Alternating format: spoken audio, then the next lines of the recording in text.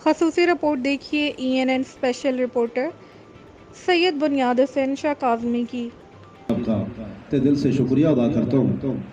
और साथ मेरे कोलीग, मेरे भाई, मैं इनको भाई समझता हूँ क्योंकि हम पिछले 20 साल से एक ही पटड़ी में सुहार हैं और बगैर किसी लालच के अपने जेब से जो भी हुआ है खर्च किया है पार्टी के ऊपर या अपने कायदीन के ऊपर। मीर मोहम्मद फरीद साहब का मैं पिछले कुछ दिनों से कश्मीर में था, मुजफ्फराबाद, और मैंने कोशिश किया है कि पूरे हलके के काम मैं अपनी मदद आपके तहत करवाऊँ और मैंने करवाए अल्लाह के फजल करम से। लेकिन हमारी यूसी सली सच्चा एक यतीम है। पिछले 30 सालों से हर एक सियासी वहाँ पे जाता है और झूठे वादे करके आवाम से, क्योंकि हमारे लोग सादा लोग हैं, झूठे वादे करके उनसे वोट लेके तो चले जाते हैं, फिर बाद में कोई देखता ही नहीं। खासकर हमारा जो पोलिंग स्टेशन है कोबरा गली, 2011 में हमने पहले पैरा उठाया मीर अतीकुर रहमान साहब का।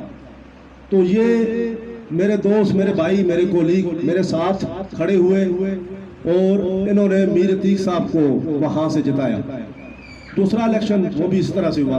अब तीसरा जब हुआ तो हमारी जान के ऊपर बना हुआ था और सब मेरी बलादर के भी और दीगर लोग वहां पर असलाहे लेके बैठे हुए थे और उन्होंने हमें पोस्टर तक लगवाने की जो है ना, पोस्टर नहीं लगवाने दिया हमें।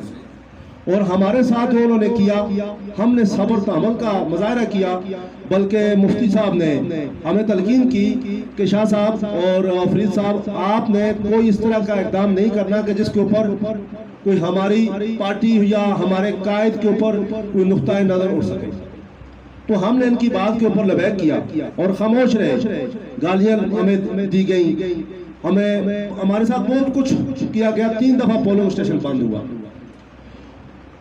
मेरा बात करने का मकसद यह है कि इतनी बड़ी मुसीबत और इतने बड़े मुश्किलात को देखने के बावजूद जब कोई मामला आए या हुकूमत में इस वक्त मीर अतीकुर रहमान साहब आजाद